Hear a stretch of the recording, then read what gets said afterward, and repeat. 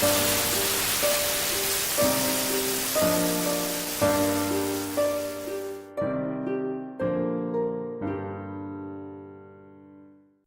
since I can remember, I have been able to see things that others cannot. I still remember the days of my infancy, when I would for the first time sleep in my own bed, in my own room, and how the shadows of unknown beings would haunt my room. Or perhaps my head? All I know is that I saw things, and that, at least to me, these things were as real as other things that other people were able to see and touch. I can still play in my memory the ominous events. How I pointlessly attempted to sleep as the door of my wardrobe opened slowly and always stopped just before I'd be able to see what pushed it open, although it was already hard enough to see, with one eye barely open, just to be aware in case whatever hid behind the door decided to come out. As I grew older, I came closer in contact with these things, and I started to be able to sense them, feel them, and even smell them. The odor was not pleasant. It was a rotten smell, maybe even close to the smell of death itself. As time passed, I got more used to these beings. My senses were more effective, and I could see everything, sense everything, smell everything, and be able to differentiate what was one of these beings and what was something else shared with the rest of the people around me. However, as close as I came to these beings, I could never hear them. This made me feel so desperate. I knew they were there, I could sense them. I was able to tell they were there, but the missing noise provoked an immense fear.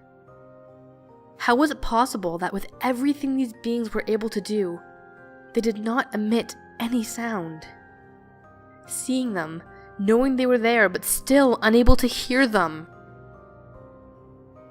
Soon enough, people noticed my constant state of, as they called it, paranoia, and I was sent to a psychologist. I was not paranoid. I was simply cautious. I had to keep my senses always in full attention of what was around me. Since I could not hear them, they could get closer to me at any time when my guard was down, and do God knows what to me. Maybe convert me into one of them. Maybe they were demons trying to drag my soul into the depths of hell. Maybe they were angels of death trying to steal my life away. I had to keep my senses fully alert at all times. I refused to attend the said psychologist, but I was dragged to his so-called office, which looked more like his own apartment. The visit was quick. He asked me all kinds of questions about my life and got me to talk about my personal life. I told him everything about my past experiences with the strange beings that haunted me. Being 25 years old and having a long history of experiences like these, most accurately ever since I can remember, did not sound too well for the doctor, and I was sent to a psychiatrist, whom, after the very first visit, prescribed pills for me. He explained to me that the pills would help me get rid of the beings, and would help me feel less stressed, and I'd be able to maintain a normal lifestyle. He did, however, warn me that these pills were not too easily found, but that whenever I needed more, he could provide me with them. And he also mentioned the effects would kick in slowly, and that the more I took them, the faster they'd fade away. After a month of taking said pills, I could feel the difference. I felt more free, less scared, and the beings would stay away as long as I could take these pills. The pills made my life so much better. People around me would no longer call me insane, or mention that I seemed paranoid. All in all, whatever these pills did to me, I knew that the things that I had seen were not a product of my imagination. I knew they were real, and wherever they were when I took the pills, they were just waiting. waiting in the darkness of my ignorance, waiting in the silence they've always been in. But of course, everything has an ending, no matter what it is. Everything ends eventually. One day, approximately 3 years after my treatment began, I ran out of pills. As usual, this wasn't a problem. All I had to do was go back to my doctor and ask for more. To my surprise, the doctor wasn't there anymore. He had disappeared. An immense fear invaded me, and I felt more worried than I'd ever felt in my whole life, even when those things were around. Then it hit me. Those things. Those fucking things took him! They knew he provided me with the pills that kept them away from me. I knew the pills were not easy to find, as the doctor had already said, and those things knew it as well. I had to find more pills, whatever and at any cost. I had to find more. These things would be back again otherwise, and it might be sooner than later. Days passed, and as they passed, I started to see them again. But luckily for me, they started coming back slowly, as if they were reversely fading back into my life. I could see them again in the corners of my house, still hiding in the shadows, making themselves more evident as time passed. I could see them when I tried to sleep, creeping through the gap between the wall and the door of my room. I could see them again, and it did not take long for me to start feeling their presence again.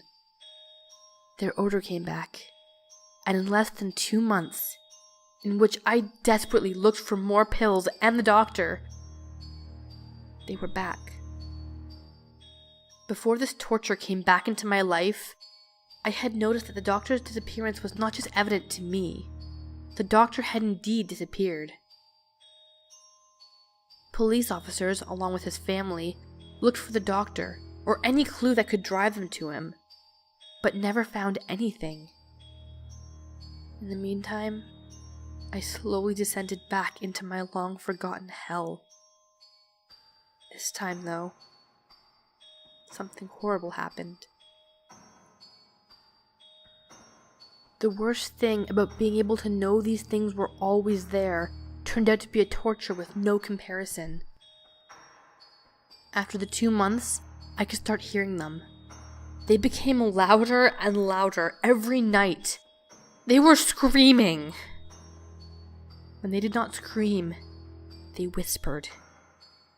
When they didn't do one or the other, they simply talked to me, requesting me, demanding me to do horrible things. Out of all the things I could hear from them, the whispers were the worst. Because when they whispered, ironically, they were louder and clearer than when they spoke or screamed. They did not demand anything when they whispered. They simply spoke. They simply whispered 4 words that caused a frightening chill that traveled from the core of my bosom throughout my chest to the very tip of my fingers into my head. You cannot escape us. You cannot escape us. You cannot escape us.